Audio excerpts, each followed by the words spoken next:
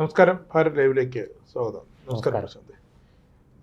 ഡൽഹിയിലെ കോക്രോച്ച് ജനതാ പാർട്ടിയുടെ സമരത്തിൽ ആ സമരമൊക്കെ അവസാനിച്ച് 37 ദിവസത്തെ സമരം അവർ അവസാനിപ്പിച്ചു. പക്ഷേ ഈ സമരത്തിൻ്റെ പശ്ചാത്തലത്തിൽ ഇപ്പോൾ അന്ന് നമ്മൾ പറഞ്ഞ പോലെ ഫേഷ്യൽ റെക്കഗ്നിഷൻ സംവിധാനം ഉപയോഗിച്ച് അവിടെ നടന്ന അക്രമങ്ങളിൽ പങ്കാളികളായവരെ പറ്റി ഡൽഹി പോലീസ് ഒന്ന് അന്വേഷിച്ചപ്പോൾ 3000-ലധികം പേരാണല്ലേ സ്ഥിരം ക്രിമിനലുകൾ. അത് മറ്റേ പോക്സോ കേസുണ്ട്, ബലാത്സംഗ കേസുണ്ട്, മോഷണമുണ്ട്, കൊള്ളയുണ്ട്. അങ്ങനെ എങ്ങനെ ഈ ക്രിമിനലുകൾ ഈ യുവ വിദ്യാർത്ഥി പ്രക്ഷോഭത്തിനിടയിലേക്ക് വന്നു കയറി, ആര് കൊണ്ടുവന്നു, ഇവരെങ്ങനെ ഇവിടെ എത്തി എന്നുള്ളതാണ് ഡൽഹി ഇപ്പം അന്വേഷിക്കുന്നത്. പക്ഷേ CJPക്കാർ പറയുന്നത് ആർക്കെതിരെയും കേസെടുക്കാൻ പാടില്ല. ഈ പ്രതികൾ, ഈ ക്രിമിനലുകൾ, ഇപ്പോൾ തിരിച്ചറിഞ്ഞ ക്രിമിനൽ ലിസ്റ്റിൽപ്പെട്ടവർ തന്നെയാണ്, അല്ല എന്ന് പറയാൻ പറ്റില്ല. ഇവർ പല സംസ്ഥാനങ്ങളിലേക്കും ബീഹാർ, UP, അസം അങ്ങനെ പല സംസ്ഥാനങ്ങളിലും കടന്നു കഴിഞ്ഞു. ഈ കടന്നുപോയവരെ അതത് സംസ്ഥാനങ്ങളിലിട്ടാണ് പിടിക്കുന്നത്. അപ്പോൾ അതിനെതിരെയും സമരം വീണ്ടും തുടങ്ങും എന്നൊക്കെ പറഞ്ഞൊരു ഭീഷണി. കാരണം വിദ്യാർത്ഥികൾക്കെതിരായ കേസുകളല്ല, ഇതിൽ പങ്കെടുത്ത ക്രിമിനലുകളാണെന്ന് നമ്മൾ വ്യക്തമായി ഓർക്കണം. ശരിക്കും ഇങ്ങനെ വരുമ്പോൾ ഇത്തരം ഈ ക്രിമിനൽ വൽക്കരണം എങ്ങനെ ഈ ഒരു ദേശീയ ശ്രദ്ധ ആകർഷിച്ച ഒരു പ്രക്ഷോഭത്തിനിടയ്ക്ക് ഇത്രയും ക്രിമിനലുകളുടെ സഹായം ഇവർക്ക് എന്തിന് കിട്ടി, എവിടുന്ന് കിട്ടി, എന്തിനായിരുന്നു ഇവരെ ക്രിമിനലുകളെ കൂട്ടുപിടിച്ചത്? അതോ ഇവരറിയാതെ ഈ CJPയും യുവ വിദ്യാർത്ഥി യുവത്വവും യുവജനങ്ങളും ഒന്നും അറിയാതെ ഇവർ കടന്നു കയറിയതാണോ? രാജേഷ് ജി, അവസാനം ചോദിച്ച ചോദ്യത്തിൽ നിന്ന് തുടങ്ങാം. ഈ പറഞ്ഞതുപോലെ ഇത്രയും ക്രിമിനലുകൾ, ശരിയായ കണക്ക് 2873 പേരെ ഇതുവരെ തിരിച്ചറിഞ്ഞിട്ടുണ്ട്. ഫേഷ്യൽ സ്കാനിങ്ങിലൂടെയാണ് തിരിച്ചറിഞ്ഞത്. ഫേസ് റെക്കഗ്നിഷൻ സോഫ്റ്റ്വെയർ ഉപയോഗിച്ച് ഫേസ് സ്കാൻ ചെയ്ത് ആണ് ഇവരെ തിരിച്ചറിഞ്ഞിട്ടുള്ളത്. കാരണം മുമ്പ് കുറ്റകൃത്യം ചെയ്ത എല്ലാവരുടെയും വിരലടയാളവും മറ്റെല്ലാ അതിസൂക്ഷ്മമായ ഫോറൻസിക് വിവരങ്ങൾ വരെ പോലീസിൻ്റെ കയ്യിലുണ്ട്, ക്രൈം റെക്കോർഡ്സ് ബ്യൂറോയുടെ കയ്യിലുണ്ട്. അപ്പം നമ്മുടെ രാജ്യത്ത് എവിടെ ഒരു കുറ്റകൃത്യം നടന്നാലും ആ കുറ്റകൃത്യത്തിൽ പ്രതിയാക്കപ്പെടുന്ന ആളിൻ്റെ മുഴുവൻ വിവരങ്ങളും പോലീസിൻ്റെ കയ്യിലുണ്ടാവും, അതത് പോലീസിൻ്റെ കയ്യിലുണ്ടാവും. അത് ക്രൈം റെക്കോർഡ്സ് ബ്യൂറോയിലേക്ക് അവർ അപ്ലോഡ് ചെയ്യും. അത് അവിടുത്തെ സെൻട്രൽ സെർവറിൽ നിന്ന് ഏത് പോലീസിനും അതിനെ എടുക്കാം. അതിൽ കൊടുത്ത ഡീറ്റെയിൽസ് കൊടുത്താൽ മതി, ആവശ്യപ്പെട്ടാൽ മതി, അതിൽ നിന്ന് വിവരം കിട്ടും. അതൊക്കെ പോലീസിൻ്റെ ഔദ്യോഗിക കൃത്യനിർവഹണവുമായി ബന്ധപ്പെട്ട വിഷയങ്ങളാണ്. ഇവിടെ ഇപ്പോൾ രാജേഷ് അവസാനം ചോദിച്ച ചോദ്യം, ഇവർ സമരത്തിലേക്ക് നുഴഞ്ഞു കയറിയതാണോ അതോ ഈ നേതാക്കൾ അറിഞ്ഞുകൊണ്ട് കൊണ്ടുവന്നതാണോ എന്നൊക്കെയുള്ള. സത്യത്തിൽ ഈ സമരം ചെയ്ത വിദ്യാർത്ഥികളിൽ ബഹുഭൂരിപക്ഷത്തിനും ഈ നുഴഞ്ഞുകയറ്റത്തെക്കുറിച്ച് അറിവുണ്ടാവാൻ സാധ്യതയില്ല. പക്ഷേ നേതാക്കളിൽ കുറച്ചു പേരെങ്കിലും, ഈ അഭിജിത്ത് ദീപ്കെ പോലെയുള്ള നേതാക്കൾ കുറച്ചു പേർക്കെങ്കിലും, അശുതോഷിന് ഒക്കെ ഈ ക്രിമിനലുകൾ ഇതിൽ പങ്കെടുക്കും എന്നുള്ള കാര്യം അറിയാം. അതൊരു വലിയ ഗൂഢാലോചനയുടെ ഫലമാണ്. പോലീസ് അന്വേഷണം പോകുന്നത് ആ ഗൂഢാലോചനയുടെ നേർക്കാണ്. അതാണ് ഇവർക്ക് വിഷയം. ഇവർ കേസെടുത്താൽ ഞങ്ങൾ വീണ്ടും സമരം തുടങ്ങുമെന്ന് ഭീഷണിപ്പെടുത്തുന്നതിൻ്റെ കാരണം അതാണ്. കാരണം അന്വേഷണം ഇവരിലേക്ക് എത്തും. ഇതിനകത്ത് ആരൊക്കെ ഗൂഢാലോചനയിൽ ഉൾപ്പെട്ടിട്ടുണ്ടോ, ഒരുപാട് ദുരൂഹമായ കാര്യങ്ങളുണ്ട് ഇതിൽ.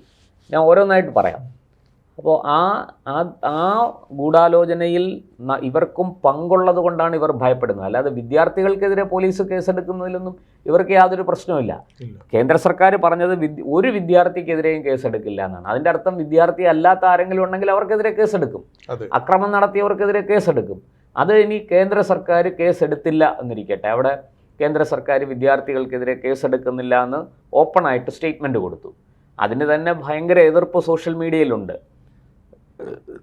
മോദിയുടെ ആണത്തം നഷ്ടപ്പെട്ടു പോയി എന്ന് വരെ പറഞ്ഞ് ആരോപിക്കുന്ന മോദി അനുകൂലികൾ തന്നെ ഉണ്ട്. അതവിടെ നിൽക്കട്ടെ, അത് മറ്റൊരു വിഷയമാണ്. പക്ഷേ പല സംഘടനകളും കോടതിയെ സമീപിക്കും. ഇപ്പം നിലവിൽ കോടതിയെ സമീപിച്ചവരുണ്ട്. ഇതിന് ഫണ്ട് വന്നിരിക്കുന്ന എവിടെ നിന്നാണെന്ന് അന്വേഷിക്കണം എന്നാവശ്യപ്പെട്ടുകൊണ്ട്, അതിന് നിർദ്ദേശം കൊടുക്കണം എന്നാവശ്യപ്പെട്ടുകൊണ്ട് കോടതിയെ ഡൽഹി ഹൈക്കോടതിയെ സമീപിച്ചവരുണ്ട്. അപ്പോൾ സ്വാഭാവികമായിട്ടും ഈ അക്രമം നടത്തിയവർക്കെതിരെ, പിന്നെ പോലീസ് 118 പോലീസുകാർക്ക് പരിക്കേറ്റു, അതിൽ 5 IPSകാർക്ക് പരിക്കേറ്റു, ഇത്രയും നാശനഷ്ടങ്ങൾ, 20-ലധികം വാഹനങ്ങൾ, പോലീസ് വാഹനങ്ങളാണ് പൂർണ്ണമായിട്ട് തകർത്തത്. മാത്രമല്ല ഡൽഹി നഗരം ചുറ്റുമുള്ള പാർലമെന്റ് സ്ട്രീറ്റിലേക്കുള്ള വഴിയിലൊക്കെ മൊത്തം നശിപ്പിച്ചു. ഞാൻ അത് നമുക്ക് മറ്റൊരു വീഡിയോ ആയിട്ട് ചെയ്യാം. അതിന് കണക്കുകൾ പറയാനുണ്ട്, എത്ര ടൺ മാലിന്യം ഉണ്ടായിരുന്നു അവിടെ, എന്തൊക്കെയാണ് നശിപ്പിച്ചതെന്നുള്ളത് മറ്റൊരു വിഷയമാണ്, നമുക്ക് അതിലേക്ക് വരാം. അപ്പോൾ ഇവിടെ പ്രധാനപ്പെട്ട ഒരു കാര്യം ഇതാണ്. അപ്പോൾ ഇവ കൃത്യമായിട്ട് കേസ് എടുത്തേ പറ്റുള്ളൂ പോലീസിന്, ഇല്ലെങ്കിൽ അത് പോലീസിൻ്റെ മൊറലിനെ ബാധിക്കും. ഇനി പോലീസ് ഈ 2873 പേരുടെ വിവരങ്ങൾ കിട്ടിയിട്ടുണ്ട്, അത് ഞെട്ടിക്കുന്നതാണ്. ഞാൻ വായിക്കാം ആ വിവരങ്ങൾ. അതായത് പങ്കെടുത്തവരിൽ 101 പേർ കൊലക്കേസ് പ്രതികളാണ് പങ്കെടുത്തതിൽ. 62 പേർ കൊലപാതക ശ്രമ കേസിൽപ്പെട്ടവരാണ്. 284 പേർ കവർച്ച കേസുകളിൽപ്പെട്ടവരാണ്. 61 പേർ ബലാത്സംഗ കേസിൽ, 6 പേർ പോക്സോ കേസിൽ, 25 പേർ ലൈംഗിക അതിക്രമ കേസിലും 229 പേർ ആയുധം കൈവച്ച കേസിലും ഉൾപ്പെട്ടവരാണ്. ഇങ്ങനെ വളരെ കൃത്യമായിട്ട് അതിൽ പങ്കെടുത്തിരിക്കുന്ന ക്രിമിനലുകളെ, ഈ സമരത്തിൻ്റെ ഭാഗമായി വന്ന് അക്രമം നടത്തിയ ക്രിമിനലുകളെ പോലീസ് തിരിച്ചറിഞ്ഞിട്ടുണ്ട്.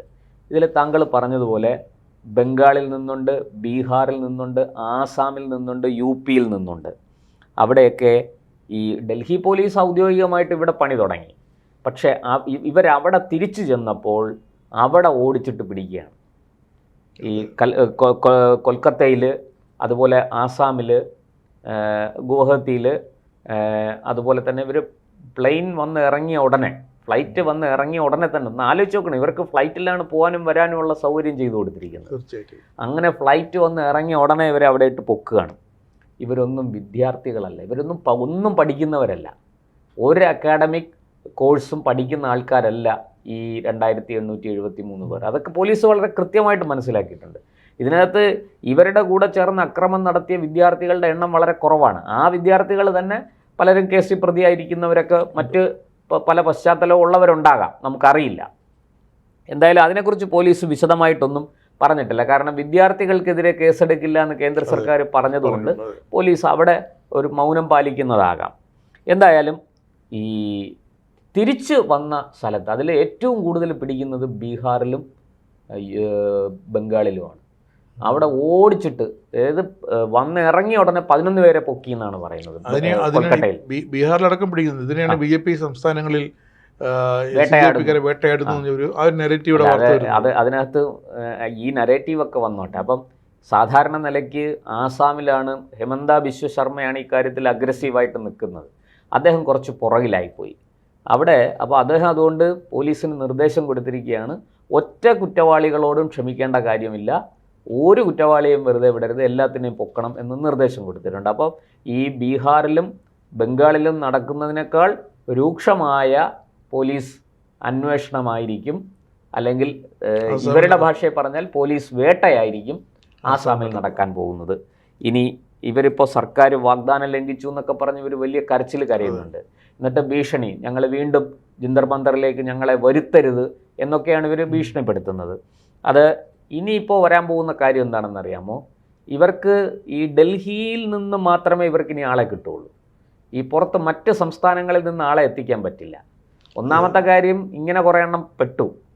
ഇനി അവിടെ നിന്ന് അത് മാത്രമല്ല, മറ്റൊരു പ്രധാന വിഷയം, UP-യിൽ മുഹമ്മദ് ജുനൈദ് എന്ന് പറഞ്ഞ ഒരാൾ ആണ് ഈ ഫുഡ് അവിടെ സപ്ലൈ ചെയ്തത്. ഏറ്റവും പ്രധാനമായിട്ട് പലരും ഫുഡ് സപ്ലൈ ചെയ്തിട്ടുണ്ട്, പ്രധാനമായിട്ട് പുറത്ത് വന്നത്. ഇപ്പം എന്താണെന്ന് വെച്ചാൽ UP പോലീസ് വന്നിട്ട് ജുനൈദിൻ്റെ വീട്ടിൽ ജുനൈദിൻ്റെ അച്ഛൻ, അമ്മ, സഹോദരൻ, സഹോദരി, ചിറ്റപ്പൻ, കുഞ്ഞമ്മ ഇവരെല്ലാം നോട്ടീസ് കൊടുത്തു. ചോദ്യം ചെയ്യാൻ പോലീസ് സ്റ്റേഷനിലേക്ക് വിളിപ്പിച്ചു. അവരെ ചോദ്യം ചെയ്തു. ഇത് നിങ്ങൾക്ക് എങ്ങനെയാണ് ഇതിനുള്ള പണം, ആരാണിത് നിങ്ങൾക്ക് പണം തന്നത് തുടങ്ങിയ കാര്യങ്ങൾ.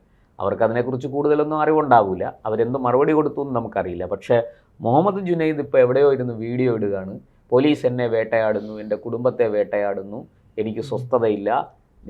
രസം എന്താണെന്ന് വെച്ചാൽ ഈ കൊൽക്കട്ടയിലും ബീഹാറിലും ആസാമിലും UP-യിലുമൊക്കെ ഈ കുഴപ്പത്തിന് പോയി തിരിച്ചു വന്ന ആൾക്കാരുണ്ടല്ലോ, ഇവർ പിന്നെ വിദ്യാർത്ഥികളും പേടിച്ച് CJP നേതാക്കളെ വിളിക്കുന്നുണ്ട്.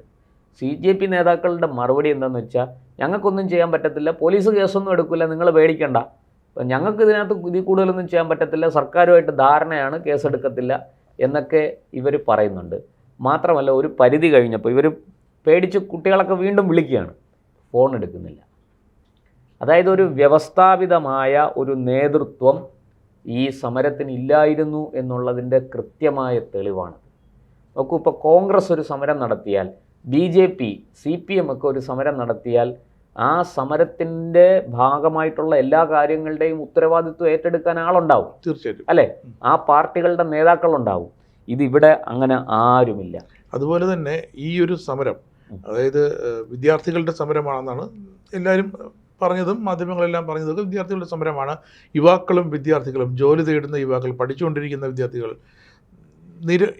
ഇതിന് ശേഷം, ഈ സമരമൊക്കെ ഒത്തീർപ്പായതിനു ശേഷമാണ് നിരവധി റീൽസുകൾ, അതായത് നരേന്ദ്രമോദിയെ തെറി വിളിച്ചുകൊണ്ടും അല്ലെങ്കിൽ മറ്റ് കുട്ടികളുടെ റീൽസുകൾ, അതിലൊക്കെ ഒരുപാട് പെൺകുട്ടികളുടെ ഈ ഫാഷൻ ഷോയ്ക്ക് പോലും ഇങ്ങനെ വസ്ത്രം ധരിച്ച് പോകാറില്ല. അപ്പോൾ ഈ വസ്ത്രം ധരിച്ച് ഈ കുട്ടികളൊക്കെ നിന്ന് പോസ്റ്റ് ചെയ്ത് ഫോട്ടോ എടുക്കണം. ഇവരാണ് ഭാവിയിലെ MBBS ഡോക്ടർമാർ, ഇവർക്ക് വേണ്ടിയാണ് ഈ സമരം നടത്തുന്നത്, ഓർക്കണം. അല്ല, അതിനകത്ത് എല്ലാവരും MBBS ഡോക്ടർമാരാണെന്ന് പറയാൻ കഴിയില്ല, വിദ്യാർത്ഥികളാണ്. ഇതിൻ്റെ പ്രശ്നം എന്താണെന്ന് വെച്ചാൽ, ഒന്ന് നിയമത്തെക്കുറിച്ചുള്ള അജ്ഞത, രണ്ട് കാള പെറ്റു കേട്ട ഉടനെ കയറെടുത്തു. അതാണ്. അതായത് ഈ ചെറുപ്പക്കാരെന്ന് പറയുന്നവർ, ഇത് നമ്മുടെ കുഴപ്പമാണ്. കാരണം ശരിയായ വിദ്യാഭ്യാസം അവർക്ക് കിട്ടിയിട്ടില്ല. ഈ രാജ്യത്തെക്കുറിച്ച്, ഇതിൻ്റെ പാരമ്പര്യത്തെക്കുറിച്ച്, പൈതൃകത്തെക്കുറിച്ചൊന്നും അവർക്ക് ശരിക്കും അറിവില്ല. അതുകൊണ്ടാണ് ഞാൻ പറയുന്നത്, കുറഞ്ഞ പക്ഷം ഈ ജവഹർലാൽ നെഹ്റുവിൻ്റെ ഫോട്ടോ കാണിച്ച് ഇതാരെന്ന് ചോദിച്ചാൽ മഹാത്മാഗാന്ധി എന്ന് ഉത്തരം പറയുന്ന ഒരു യുവതലമുറയാണ് നമുക്കുള്ളത്. സത്യത്തിൽ ഞാൻ TV-യിൽ ആ കാഴ്ച കണ്ടപ്പോൾ, ഒരു ചാനലുകളിൽ കൂടെ കണ്ടതാണ്. ഒരു അവതാരക വന്നിട്ട് നെഹ്റുവിൻ്റെ ഫോട്ടോ കാണിച്ചിട്ട് ഇതാരെന്ന് ചോദിക്കുന്നു. ഇന്ത്യയുടെ ആദ്യത്തെ പ്രധാനമന്ത്രിയാണ്, നമ്മൾ വലിയ അഭിമാനം കൊള്ളുന്നവരാണ്. അപ്പോൾ ഈ കുട്ടികൾ ഏതാണ്ട് ഡിഗ്രിക്ക് പഠിക്കുന്ന പ്രായമാണ്. അപ്പോൾ ഒരു പെൺകുട്ടി മറ്റേ പെൺകുട്ടിയോട് ചോദിക്കുന്ന, അല്ല ഇത് മഹാത്മാഗാന്ധി അല്ലേ? മഹാത്മാഗാന്ധി ആരും തിരിച്ചറിയില്ല. മഹാത്മാഗാന്ധി അല്ല, അതിൻ്റെ അർത്ഥം ഗാന്ധിയെ അറിയില്ല, നെഹ്റുവിനെ അറിയില്ല എന്നുള്ളതാണ്. അപ്പോൾ ഇങ്ങനെ ഒരുപാട് പ്രശ്നങ്ങൾ ഇതിനകത്തുണ്ട്. അപ്പോൾ ഈ വിദ്യാർത്ഥി സമൂഹം എന്ന് പറഞ്ഞാൽ വളരെ പെട്ടെന്ന് തീ കൊളുത്താം, വെടിമരുന്നാണ്. പെട്ടെന്ന് തീ കൊളുത്താം, അത് പൊട്ടും. അപ്പോൾ ഇതിന് ഒരുപാട് കാരണങ്ങളുണ്ട്. ഞാനതിൽ ഇവിടെ SFIയും KSUവും ABVP, KSU മീൻസ് NSUവും ABVP ഒക്കെ തുല്യ ഉത്തരവാദികളാണ്. ഈ വിദ്യാർത്ഥികളെ ഇങ്ങനെ അരാജകവാദത്തിലേക്ക് വലിച്ചെറിയുന്നതിൽ ഇവർക്കെല്ലാവർക്കും പങ്കുണ്ട്. ഒരു പ്രത്യയശാസ്ത്രത്തിൻ്റെ പേരിലല്ല ഈ സമരം, ഒരു ആശയ അടിത്തറയിൽ നിന്നുകൊണ്ടല്ല ഈ സമരം. ഒരു സംഭവം ഉണ്ടായി, ആ സംഭവം ഏറ്റവും ഒടുവിലുണ്ടായ ഒരു സംഭവത്തെ ചൊല്ലി. അതിനു മുമ്പ് നിരവധി തവണ ചോദ്യപേപ്പറുകൾ ചോർന്നു, സംസ്ഥാനങ്ങളിലെല്ലാം ചോരുന്നുണ്ട്, പല പരീക്ഷകളുടെയും ചോദ്യപേപ്പറുകൾ ചോരുന്നുണ്ട്, ഇതൊക്കെ നടക്കുന്നുണ്ട്. പക്ഷേ ഏറ്റവും ഒടുവിലുണ്ടായ ഒരു സംഭവത്തെ മുൻനിർത്തി ഒരു സമരാഭാസം, അതിങ്ങനെ തന്നെ പറയണം, സമരാഭാസമാണ് നടന്നിരിക്കുന്നത്.